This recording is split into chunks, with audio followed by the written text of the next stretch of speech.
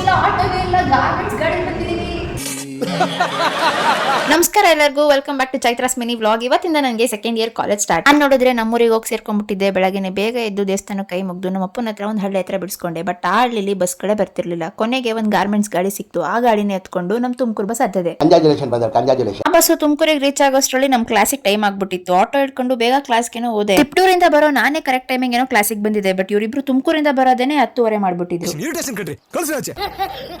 ಒಂದ್ ವರ್ಷ ಫುಲ್ ಜೊತೆಗೆ ಓದಿದ್ ನಾವೆಲ್ಲ ಸೆಕ್ಷನ್ ಡಿವೈಡ್ ಆಗ್ಬಿಟ್ಟು ಇಬ್ರು ಆ ಸೆಕ್ಷನ್ ಇಬ್ರು ಬಿ ಸೆಕ್ಷನ್ ಹೋಗುವಾಗ ಆಗೋಯ್ತು. ನನಗೆ ನೀನು ನಿನಗೆ ನಾನು ಅನ್ಕೊಂಡು ನಾನು ಭುವನ ಕಾಲೇಜ್ ಒಂದ್ ರೌಂಡ್ ಹಾಕೊಂಡ್ ಬಂದ್ವಿ. ಅಷ್ಟರಲ್ಲಿ ನಮ್ ರಕ್ಷಿತಾ ಲ್ಯಾಟರಲ್ ಎಂಟ್ರಿ ಬಂದಿರೋ ಡಿಪ್ಲೊಮಾ ಅವರೆಲ್ಲ 10 ಜನ ನಮ್ ಶಿರಾಯಿಂದ ಬರ್ತಾರೆ ಅನ್ನೋ ಜೋಶಲ್ಲಿದ್ಲು.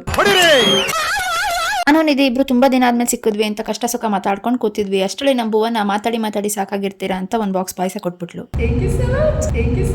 ನಮಗೆ ಇದ್ದಿದ್ ಕ್ಲಾಸ್ ಎಲ್ಲ ಮುಗಿಸ್ಕೊಂಡು ಇವರಿಬ್ರಿಗೂ ಬಾಯ್ ಮಾಡ್ಬಿಟ್ಟು ನಾನು ಭುವನ ಇಬ್ರು ಮನೆ ಕಡೆ ಹೊರಟು. ಗೊತ್ತಲ್ಲ ನಮ್ ಹೆಬ್ಬೂರ್ ಬಸ್ ಎಷ್ಟ್ ಫ್ರೀ ಇರುತ್ತೆ ಅಂತ. ಆ ಬಸ್ಸಲ್ಲಿ ಆರಾಮಾಗಿ ಕುತ್ಕೊಂಡು ಮನೆ ಕಡೆನೂ ಬಂದೆ. ಮನೆಗೆ ಬಂದ್ಮೇಲೆ ಬಜೆಟ್ ತಿನ್ನುವಾಗ ಫ್ಲಾಶ್ ಆಯ್ತು. ನನ್ನ ಹತ್ರ ಇರೋ ಬ್ಲೂಟೂತ್ ನ ಇಲ್ಲಿ ಕಚ್ಚಾಕ್ಬಿಟ್ಟಿತ್ತು ಅಂತ. ಸೊ ಮತ್ತೆ ಬಸ್ ಸ್ಟ್ಯಾಂಡ್ ಹೋಗಿ ಹೊಸ ಇಯರ್ಫೋನ್ಸ್ ನ ತಗೊಂಡ್ ಬಂದೆ. ಅಷ್ಟೇ ಹಾರ್ಟ್ ಬ್ರೇಕ್ಸ್ ಆದ್ರೂ ಅಪ್ಸ್ ಅಂಡ್ ಡೌನ್ಸ್ ಬಂದ್ರು ನಮ್ ಪ್ಯಾಷನ್ ಮೇಲೆ ನಮಗೆ ಗಮನ ಇರಬೇಕು. ಬಿಕಾಸ್ ಇಂಡಿಪೆಂಡೆಂಟ್ ಆಗಿರೋದು ಅಷ್ಟೇ ಖುಷಿ ಕೊಡುತ್ತೆ ಅಂತ ಹೇಳ್ತಾ ಈ ವ್ಲಾಗ್ ನ ಇಲ್ಲಿಗೆ ಎಂಡ್ ಮಾಡ್ತಾ ಇದ್ದೀನಿ. ನೆಕ್ಸ್ಟ್ ವ್ಲಾಗ್ ಅಲ್ಲಿ ಮತ್ತೆ ಸಿಗ್ತೀನಿ. ಅಲ್ಲಿವರೆಗೂ ನನ್ನ ಪೇಜ್ ನ ಫಾಲೋ ಮಾಡ್ಕೊಳ್ಳಿ. Thank you.